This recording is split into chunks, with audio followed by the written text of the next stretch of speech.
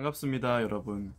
오늘 우리가 함께 묵상할 매일 성경 본문은 역대하 14장 2절부터 15절까지의 말씀입니다. 오늘 말씀을 보면 남유다의 세 번째 왕인 아사 왕에 대하여 소개하고 있는데요.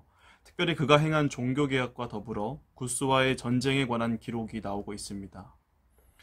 아사 왕은 오늘 본문 2절의 기록처럼 하나님의 뜻을 따랐던 선한 왕으로서 왕위에 집권하자마자 여러 가지 종교 개혁들을 단행했는데요. 특별히 오늘 본문에서는 그가 행한 여러 가지 종교 개혁 중 우상을 타파한 내용이 소개되고 있습니다. 본문 3절의 말씀과 같이 남유다 안에는 이방의 제단이라던가 산당, 주상, 아세라상 등의 다양한 우상들이 많이 있었습니다. 특별히 이방 제단과 같은 것들은 솔로몬 때 그가 첩들의 부탁을 허용함으로써 유입된 것들이 많았죠. 그런데 그러한 우상의 제단이나 여타 다른 우상들을 바로 이 아사 왕이 하나하나 없애기 시작한 것입니다.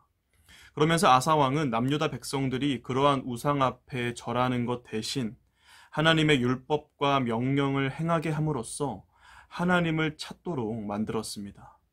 그렇게 아사 왕이 하나님 보시기에 기쁜 일을 행하자 하나님께서도 아사 왕과 그의 백성에게 은혜를 내려주셨는데요. 바로 전쟁이 아닌 평안을 주신 것입니다. 아사왕 이전까지 남유다는 북이스라엘과의 끊임없는 마찰 가운데 늘 전쟁의 불안에서 벗어날 수 없는 상태였습니다. 하지만 아사가 하나님의 뜻을 따르자 하나님께서 그에게 평안을 허락해 주신 것이죠. 아사왕은 하나님이 주신 그러한 평안 가운데 안주하지 않았고 그 주신 평안을 통하여 성읍을 건축함으로써 남유다를 더욱 견고하게 만들었습니다.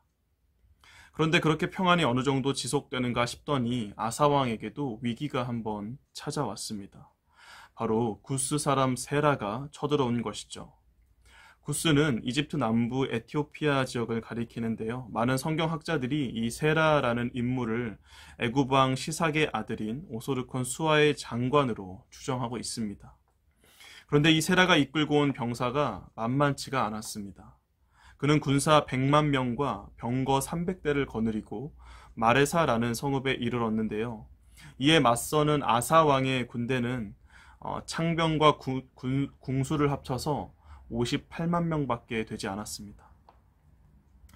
세라의 군대를 상대하기에는 턱없이 부족한 숫자였죠. 하지만 세라는 그러한 위기 상황 가운데 하나님께 기도하였습니다.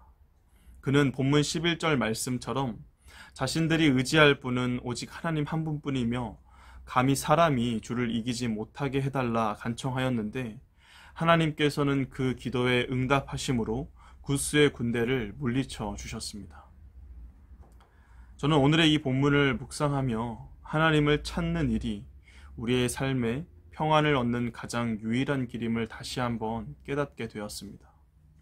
앞서 말씀드린 것처럼 그동안 남유다는 북이스라엘과의 끊임없는 전쟁으로 인하여 늘 전쟁의 불안 가운데 살아야만 했습니다. 그런데 그러한 상황에서 이 아사왕은 집권하자마자 가장 먼저 우상을 타파하는 이 종교 개혁을 단행한 것입니다.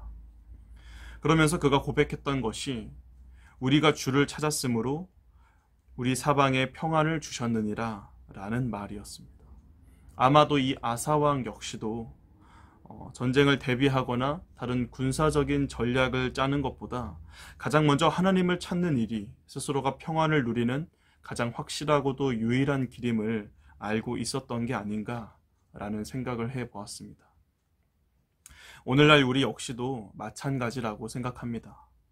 여러 가지 문제들로 인해서 우리도 많은 불안함과 걱정 속에 살아가고 있지만 우리가 가장 먼저 주를 찾을 때 주님께서 반드시 우리에게 평안을 허락해 주실 줄 믿습니다.